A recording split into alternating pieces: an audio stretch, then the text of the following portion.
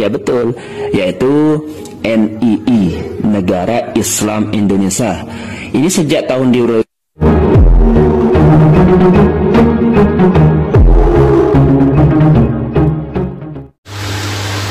Assalamualaikum warahmatullahi wabarakatuh. Terima kasih masih stay di channel ini. Yang baru bergabung di channel ini, silahkan subscribe, tekan loncengnya untuk notifikasi, supaya ketika saya mengupload video terbaru, teman-teman semua mendapatkan informasinya. Ya teman-teman, masih di seputar pembahasan Pondok Al Zaitun yang masih viral. Dan kali ini saya mungkin tidak akan berpendapat, tapi kita akan mendengarkan pendapat alumni dari Al Zaitun sendiri. Langsung kita dengarkan. Viral lagi, terkenal lagi, Mahat Al Zaitun, salah satu pesantren terbesar se-Asia Tenggara. Terkenal karena berita bagus? No, tapi karena berita miring, selalu. Beberapa hari ini kita dihebohkan oleh berita ini. Sudah banyak perdebatan tentang berita ini di media sosial. Walaupun udah ada official jawabannya dari Mahat Al Zaitun sendiri, tetapi menurut kami sebagai alumni itu belum memenuhi jawaban.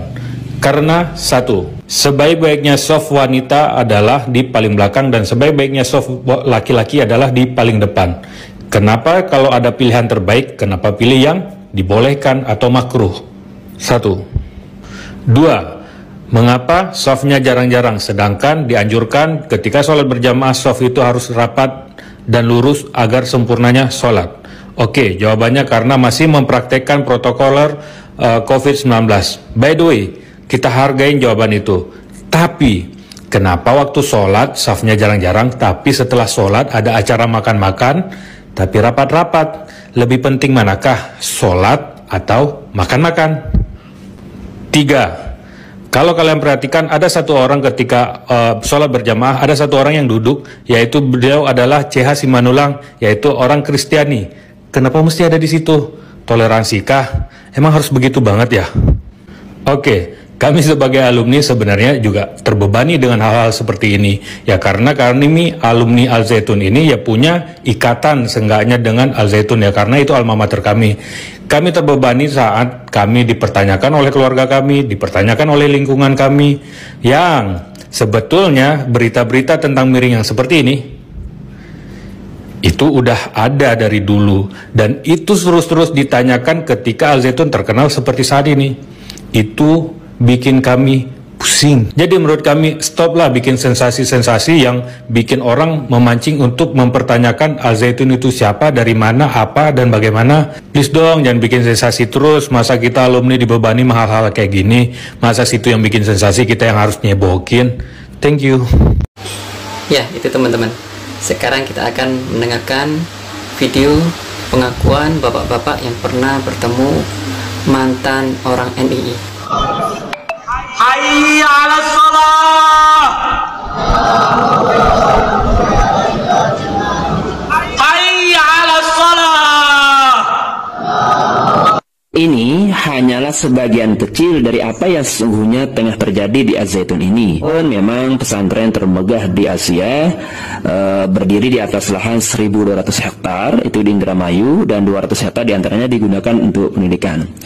Tetapi sebetulnya Al Zaitun ini bukan tentang sholat Id yang viral kemarin, juga bukan tentang sholat Jumat dan azan Jumat yang sekarang kita lihat, bukan.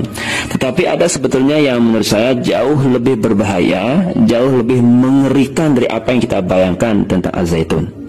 Ya betul, yaitu NII, Negara Islam Indonesia. Ini sejak tahun sudah mendirikan itu, dan bahkan mereka sudah membentuk kabinet NII, sehingga sewaktu-waktu ketika mencapai puncaknya, maka otomatis kabinet itu sudah akan diresmikan. Memang zaman SBY NII ini pernah diselidiki, tetapi tidak ada bukti sehingga kasus tersebut dihentikan. Tetapi kenyataannya ini tetap berjalan, rekrutmen itu tetap berjalan. Mereka direkrut dengan cara-cara yang berbeda, terutama mereka yang yang tamatan SMA, yang tidak memiliki pengetahuan dasar tentang agama, itu banyak sekali. Memang sih tidak semuanya komunitas Al Zaitun itu menjadi NII, sebagian kecil, ada yang memang masyarakat biasa, dan sebagian yang lain itu memang NI. Dan ini memang betul pengakuan dari mantan kepala NI Crisis Center, yaitu Sukanto salah satunya. Dan kebetulan pada saat itu saya ikuti seminarnya, yaitu kantor NI di Jogja dulu sekitar tahun 2011. Pengakuannya luar biasa, sangat-sangat mengerikan. Jadi menurut saya pemerintah hari ini harus betul-betul bertindak, jangan sampai NI ini kembali bangkit. Ya, mereka mungkin bisa saja bertakiyah bersembunyi, tetapi gerakan di bawah tanah ini sungguh-sungguh mengerikan. Jadi menurut saya pemerintah dalam hal ini harus bertindak cepat, termasuk MUI setempat. Memang MUI setempat Indramayu ini mengatakan dia kewalahan karena sulit untuk mengidentifikasi apakah ini benar atau tidak. Tetapi yang jelas lambat laun kalau ini Az-Zaitun tidak ditangani secara cepat, maka lihat saja nanti banyak orang-orang yang terutama mereka yang atas nama jihad itu jelas bergabung dengan NI yang ada di Zaitun ini. Kalau sudah runtuh di kudeta bagaimana? Maka saya kira penting untuk betul-betul mengevaluasi, terutama dari Kemenak, mengevaluasi seluruh pesantren wabil khusus Az-Zaitun ini, ya agar tidak terjadi hal-hal yang kita inginkan. Itu keterangan Bapak yang pernah bertemu mantan NI dan berdialog. Dan sekarang kita akan menonton video dari orang di luar Al-Zaitun tapi pernah berkunjung ke Al-Zaitun. Assalamualaikum warahmatullahi wabarakatuh. Saya ingin menjawab berkaitan dengan pondok pesantren Al-Zaitun. Saya memang bukan alumni Al-Zaitun, tapi beberapa kali saya pernah berkunjung ke pondok pesantren Al-Zaitun berkait dengan permasalahan sholat Jumat mereka dan kemudian beberapa kegiatan-kegiatan lainnya. Dan terakhir yang viral sekarang ini adalah pelaksanaan sholat Idul Fitri secara tenggang dan kemudian diikuti oleh salah satu orang yang mungkin bukan beragama Islam, lalu kemudian adanya wanita pada saf bagian pertama. Walaupun mungkin secara konteks peradaban yang dianut oleh Az-Zaitun itu adalah bagian daripada khilafiyah, tapi seharusnya Az-Zaitun juga beradaptasi dengan hal-hal yang berkaitan dengan pendapat para jumhur ulama. Jangan semaunya Az-Zaitun, karena berkaitan dengan fikih itu harus diikuti dengan pendapat ulama-ulama lainnya. Artinya secara kualitatif, secara kualitas ajaran agama kita bisa terjaga dengan sempurna, bukan hanya karena inginnya Az-Zaitun. Karena yang terjadi hanyalah kemauan hawa nafsu, seperti yang kita lihat sekarang ini. Toleransi ya boleh toleransi, tapi jangan sampai kemudian kebablasan. Apakah kemudian mentang-mentang kita bertoleransi kemudian kita ikut-ikutan ibadah mereka? Sedangkan Rasulullah SAW sendiri pernah diajak untuk beribadah seperti apa yang mereka lakukan, dan mereka pun berjanji akan mengikuti apa yang dilakukan Rasulullah SAW. Sampai kemudian akhirnya turun ayat lakum dinukum waliyadin, untukmu agamamu, untukku agamaku.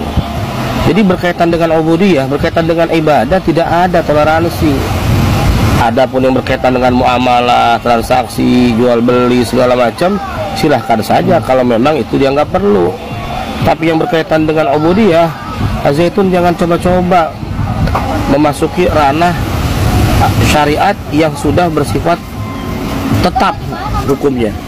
Jadi tolonglah Az-Zaitun, jadilah pondok pesantren yang bisa mengajarkan peradaban yang sebenarnya sesuai dengan apa yang diajarkan oleh para ulama-ulama salafus saleh. Jangan mentang-mentang bagus bangunannya, jangan mentang-mentang hebat bangunan fisiknya, lalu kemudian tidak mengindahkan pendapat ulama-ulama yang memang sudah terbukti kesolehan mereka dan keriwayatan mereka dalam ilmu fiqih dan ilmu tafsir dan sebagainya. Jazakallahu ahsanul jaza.